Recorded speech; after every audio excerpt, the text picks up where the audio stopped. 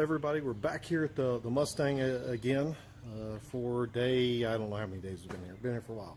So on today's agenda, we're going to fill the transmission back up. I've got a bunch of Type F transmission fluid to put in there, so it holds, because it's a C4 automatic transmission on this thing, which is a three-speed automatic, shift-o-matic, they refer to it as. Anyway, it holds 8 quarts, completely empty of transmission fluid. So I put in 2 last week.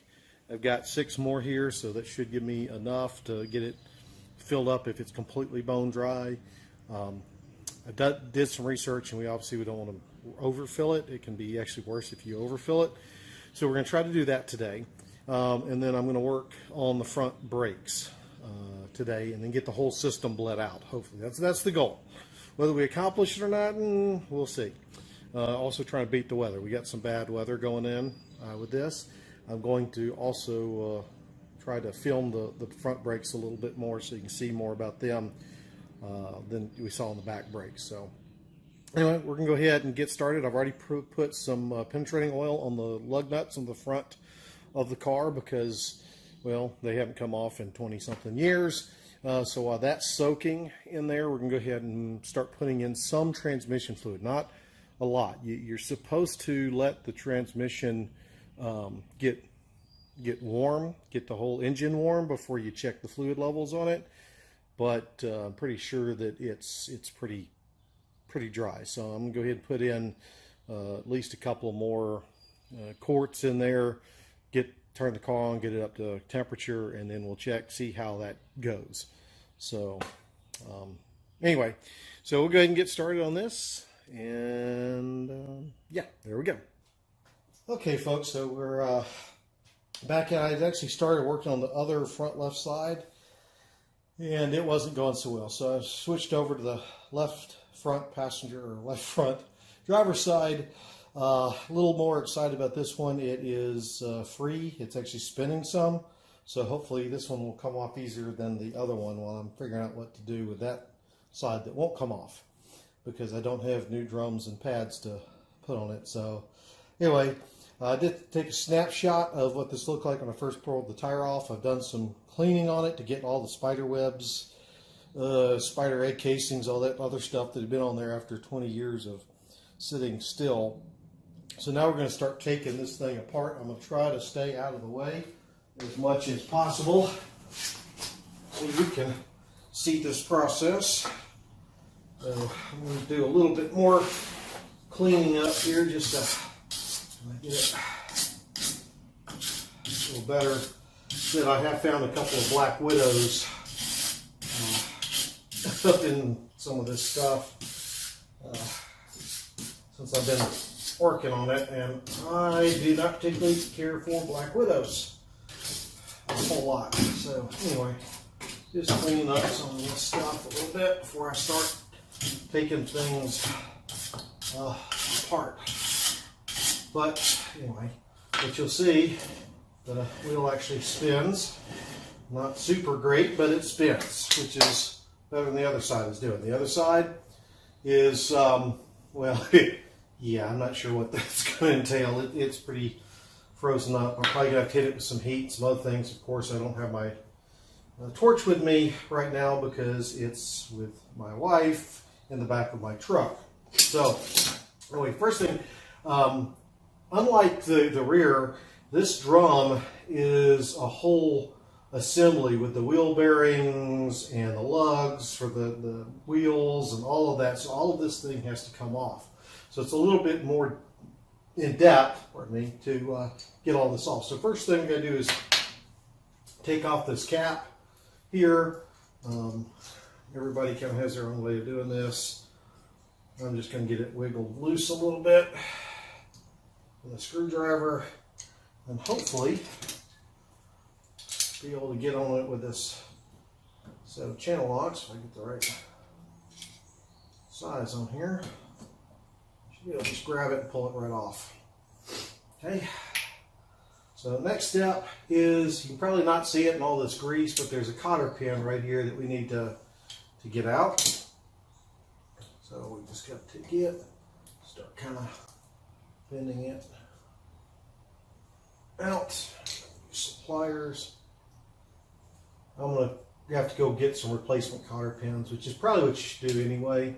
Shouldn't really reuse these because they tend to fatigue and get knocked out of shape, as you can see here. And I probably should be using needle nose pliers to work better than traditional pliers. I'm getting this out, but and that part of that one broke off, which is thus the reason why we need the new cotter pin. So you just pull that out, set it aside somewhere. I have, anyway, just sit it there for now. Actually, what I'm going to do is, it's always a good idea, at least I found, to have something to put your pieces and parts in, especially on a car this old. So I have a little, that's right behind me, little container here. There we go. It has parts stuff. That's stuff from the other side where I've worked on that. But anyway, you've got this little retainer nut that goes in there. And by the way, this will be covered in grease because this is getting into the spindle. And then if somebody's done it right, this big nut that holds the wheel bearing in should just come off by hand. It's not supposed to be torqued to yesterday to get off. So you should be able to just, unless the threads on the spindle are messed up, it's not going to come off.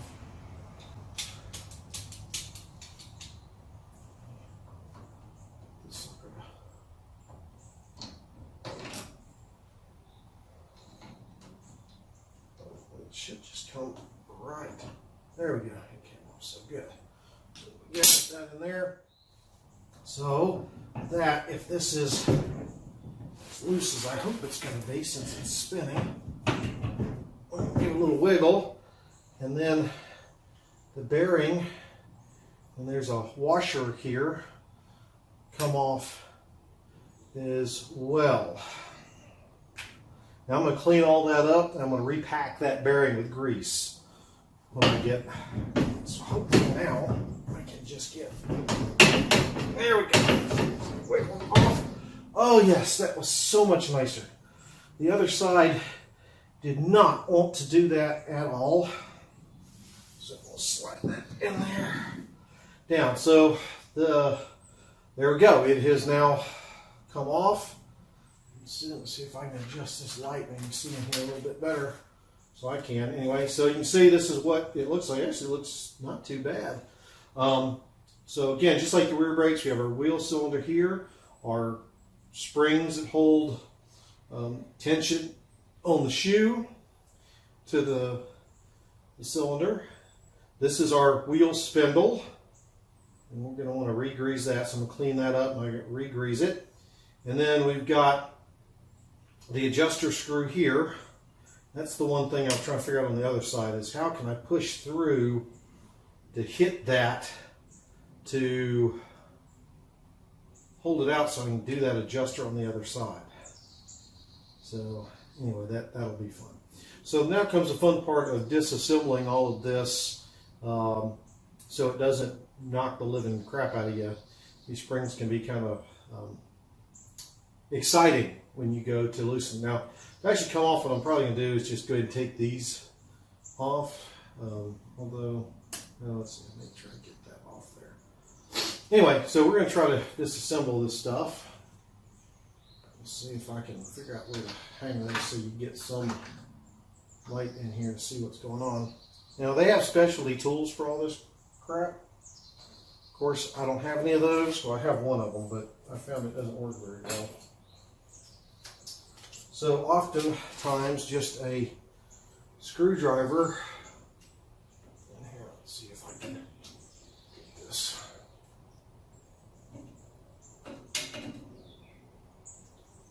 And here it goes.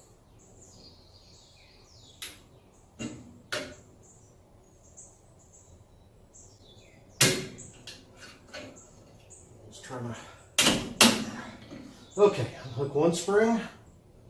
See that shoe has come loose. You can definitely tell, I think this wheel cylinder has definitely been leaking.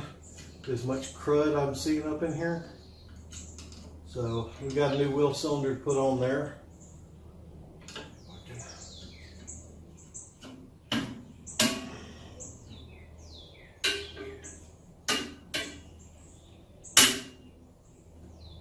Okay, there we go. We got those two springs loose. So I'm now going to do these two retaining springs right here, which is usually where I just use a pair of pliers.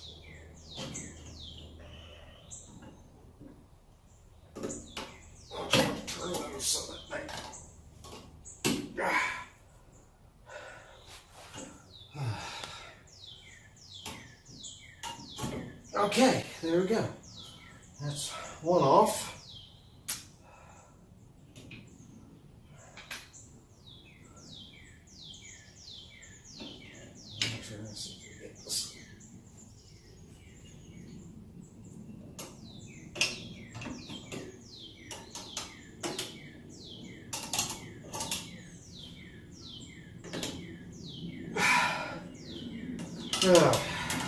There we go. That one came off. Yay, fun. Now, as you're taking these apart, again, inspect the hardware. If you don't have a hardware kit, and these are in decent shape, you could reuse a lot of these, and we will reuse some of these parts in here, just like we did on the rear. So just keep that in mind. Now, I do have a hardware kit, so I'm not as concerned. Now with all that loose, I can bring this stuff off, and there we go. Everything comes off in one fell swoop. And now it's cleanup time. So I'm going to go clean all this up, and then I got to try to get that wheel cylinder out there. Means I may have to run to the store to get some penetrating oil, because I think I'm out. I'm going to hit it with some WD-40 and see how that does. So I'm not going to make y'all sit here and watch me clean this stuff, but I'm going to clean it out really good, all the parts and pieces, and yeah, there we go. So with that, we'll return once I get it all cleaned up and we're ready for reassembly. Yay. Okay, back, got things cleaned up. Now we'll try to pull this cylinder off. So the first step, I'm going to go ahead and break loose the brake line back here. Get some more spider webs out of the way. And I'm trying to figure out what size that goes back there.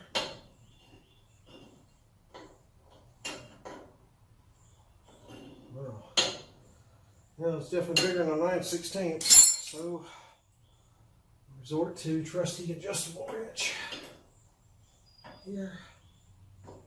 Get it on there. Break it loose.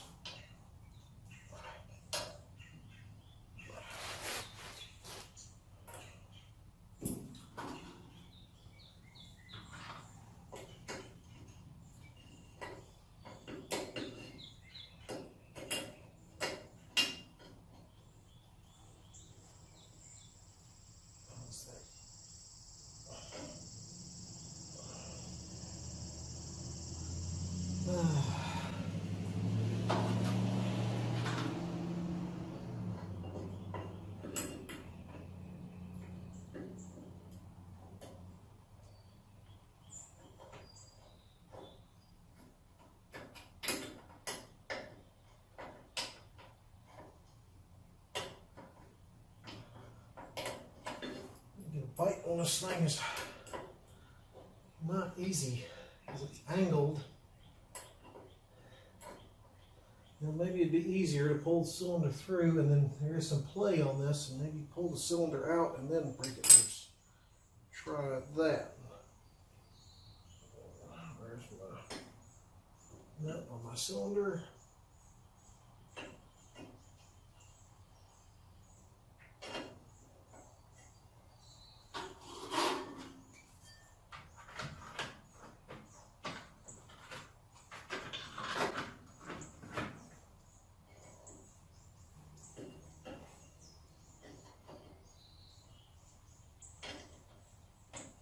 Okay, I'll do that one second.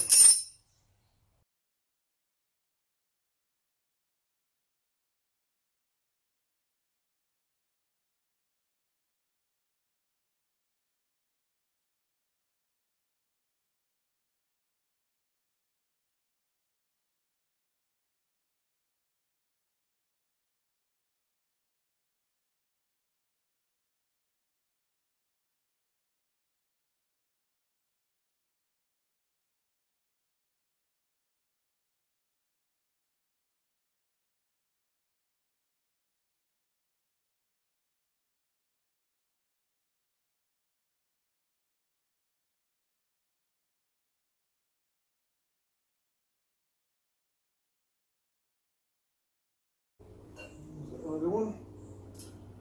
Whew. Okay, so now let's get the light out of there. Room to play with the. Oh, that's bright light in my face.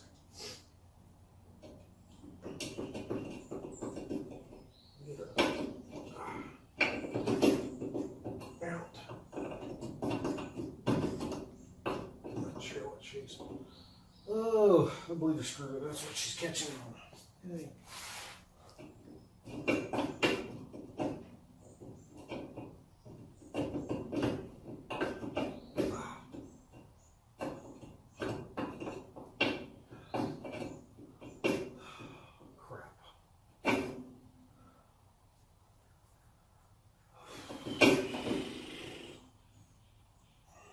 Almost. So close.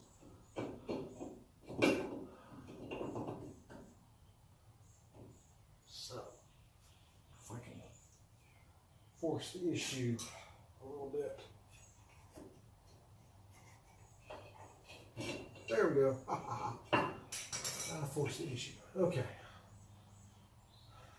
Now, let's see.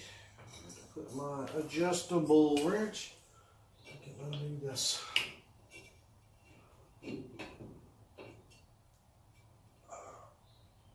Brake line or not.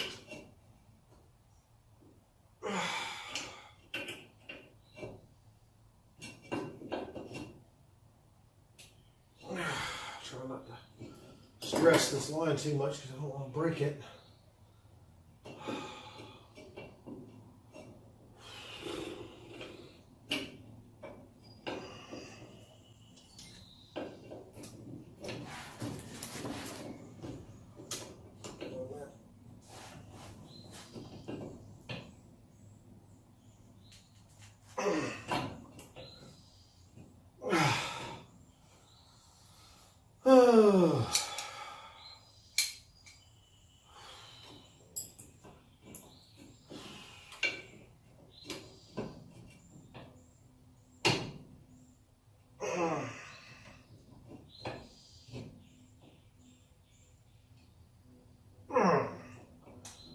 Okay, that's not coming loose. Anyway, so WD-40 will work. Also find a wrench with a longer handle.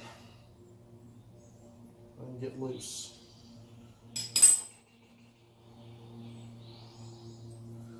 Okay, so I'm gonna go ahead and try to figure out, bust this loose. I'm not gonna make y'all watch this as I do it, but anyway, I gotta undo that brake line back there. So, yay, fun. This is never easy. So, anyway, we'll be back in a second.